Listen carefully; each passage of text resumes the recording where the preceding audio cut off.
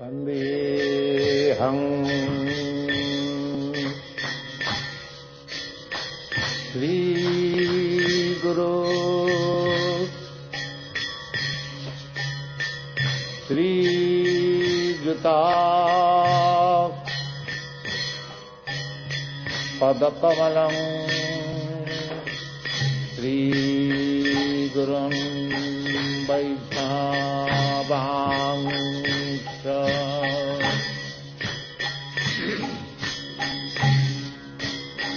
श्रीरूपं।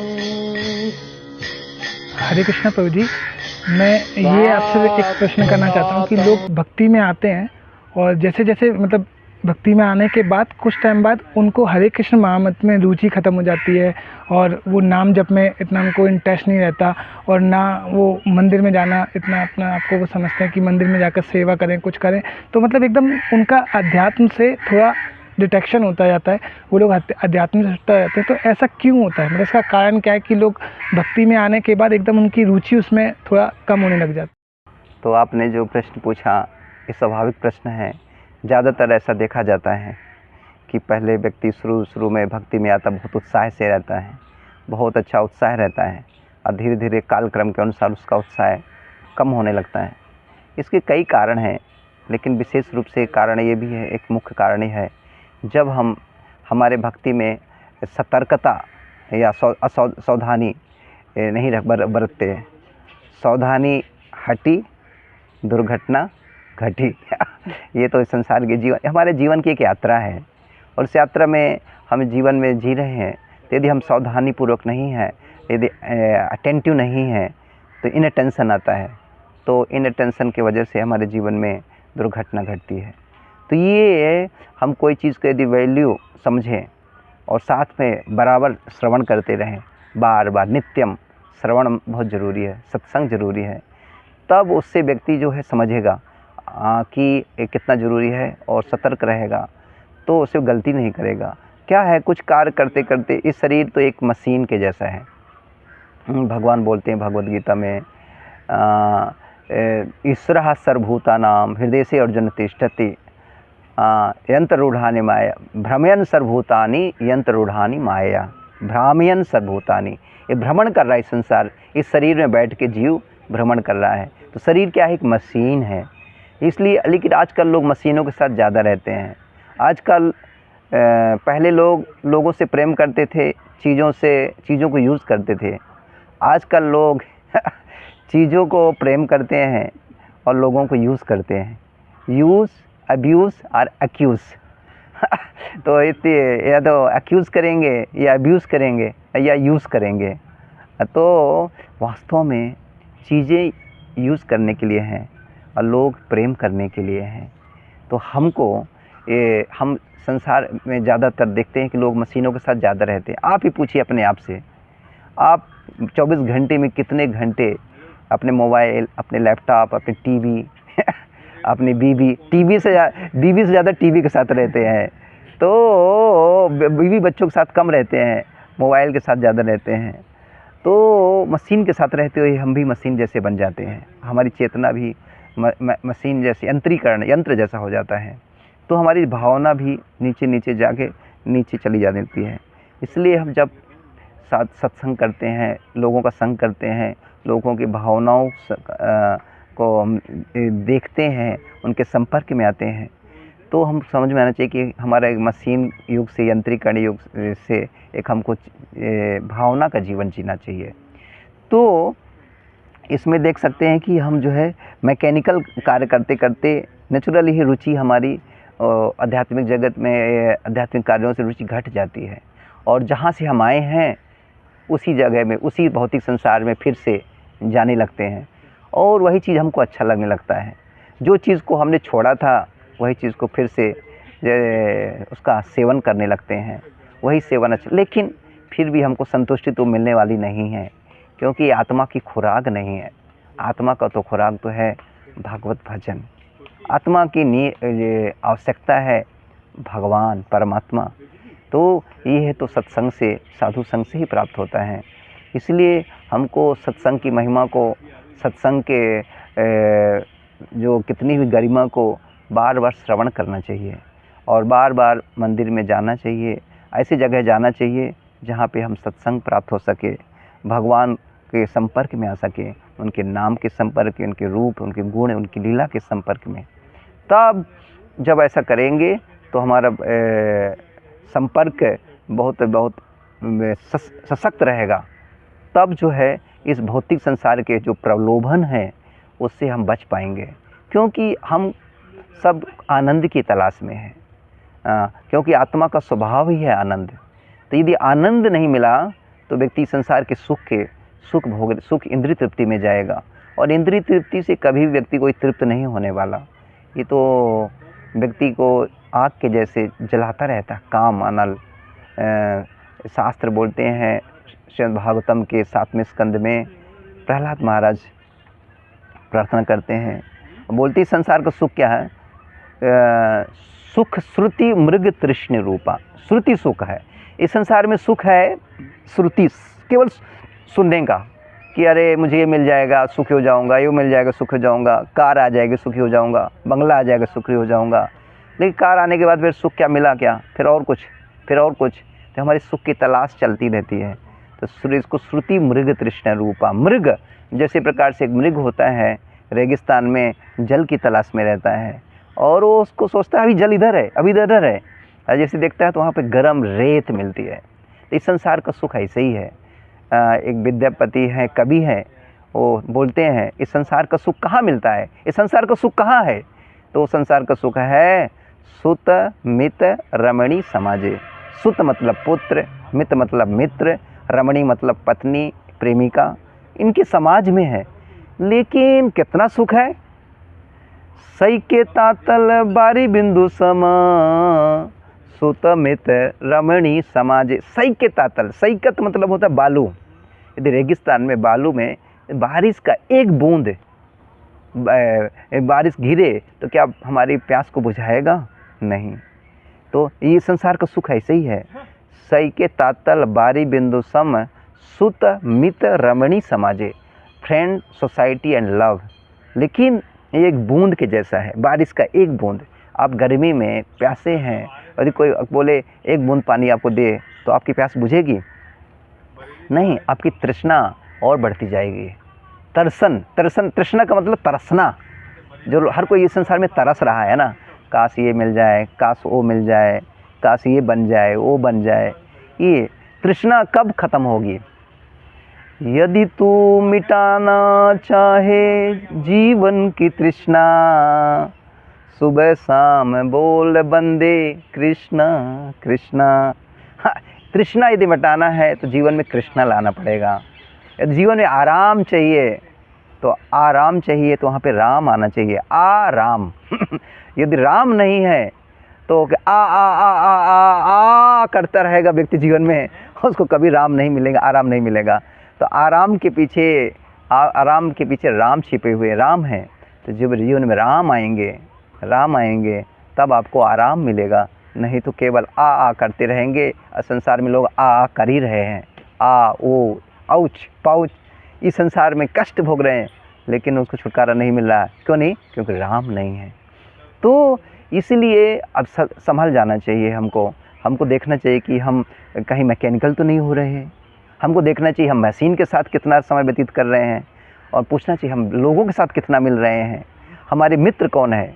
हमारा मोबाइल मित्र है, हमारा लैपटॉप मित्र है, या टीवी मित्र है, या बीवी मित्र है? फ्रेंड कौन है? तो फ्रेंड एक लिविंग बीइंग, एक चेतना, एक कॉन्शियस व्यक्ति होना चाहिए। और सुप्रीम फ्रेंड तो वास्तव में हमारी कृष्ण होना चाहिए, और कृष्ण को फ्रेंड बनाना है।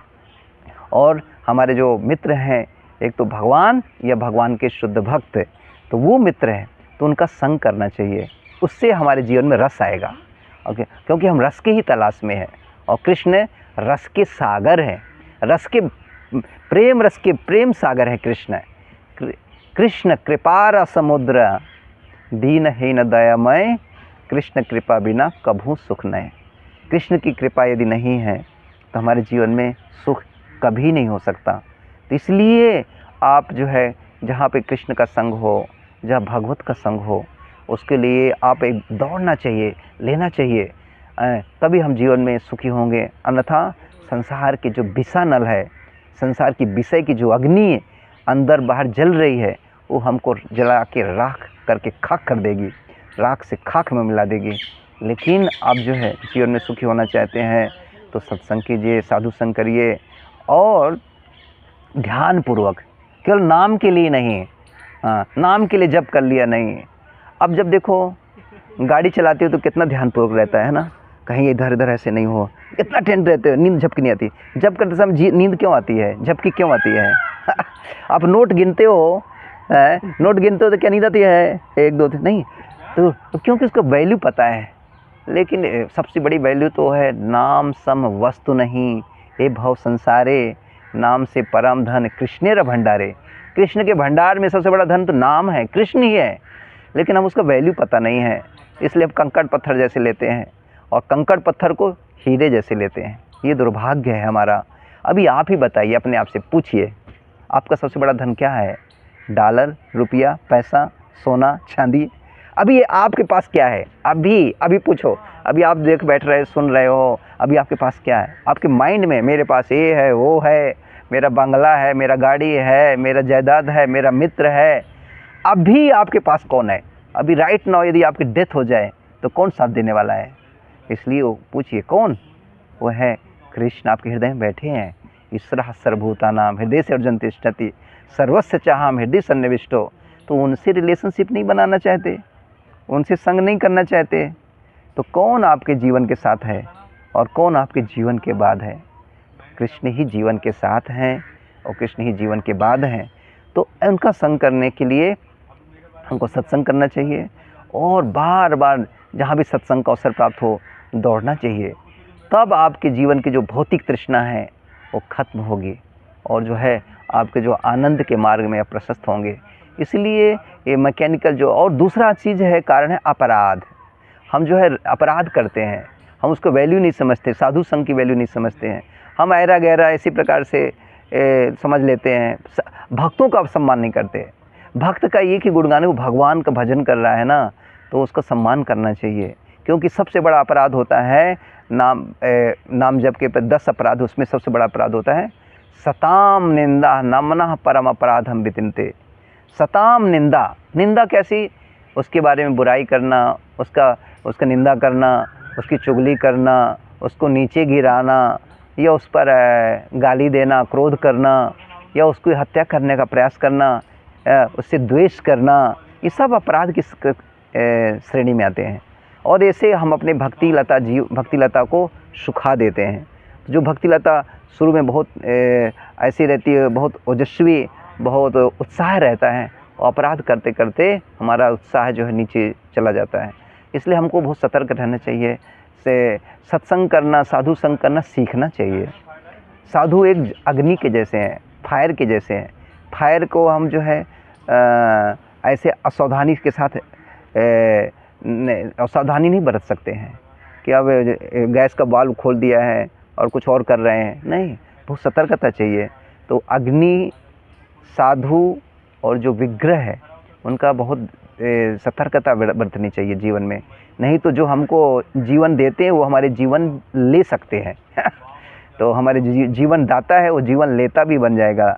इसलिए ये हमको समझना चाहिए, और तो फिर हम बाद में विषय के वासनाओं में नहीं फंसेंगे, डूबेंगे। नहीं तो इस संसार में विषया विनिवर्तन्ते निराहारस्य देहिना रसवर्ज्यम रसोपस्य परम दृष्टवा निवर्तते। इस संसार में हम विषय के ही भोगते आ रहे हैं, वास्तव में विषय को हम नहीं भोग रहे हैं विषय हमको भोग रहा है। एक व्यक्ति, एक पंगत था, फीस्ट है, प्रीति भोज था।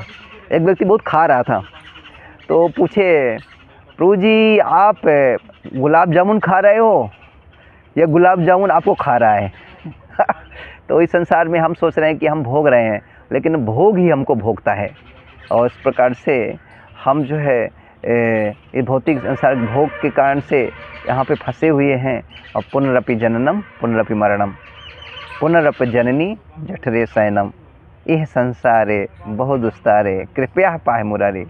तो वास्तव में जन्म के चक्कर को यदि काटना है, इस संसार के भवबंधन को तोड़ना है तो भगवान के बारे में श्रवण करना चाहिए। कुंती महारानी अपनी प्रार्थना में श्रीमद् भागवतम के प्रथम स्कंद के 8वें अध्याय में एक वर्णन आता है, उसमें बोलते हैं भक्ति संसार के भाव प्रवाह को कैसे रोक सकती है। ये भाव का एक प्रवाह है, जैसे नदी का एक प्रवाह होता है और एक व्यक्ति असहाय रूप से बहता जाता है और कोई एक बहा जैसे कंकड़ पत्थर बह के गए नदी में, कहाँ जाएंगे कहाँ मिलेंगे कोई बता नहीं सकता।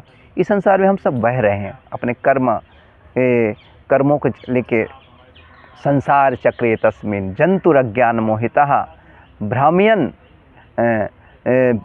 भुंक्ते सर्वदा सुखम भुंक्ते सुखम च दुखम च सर्वत्र सर्वदा। तो संसार चक्र में जंतु जीव अज्ञानवश भ्रमण करता हुआ हमेशा भोग करता है सुख और दुख। तो ये संसार नदी का एक प्रवाह है, लेकिन नदी के प्रवाह को कैसे रोक सकते हैं तो बहुत सुंदर कुंती महारानी बताती हैं।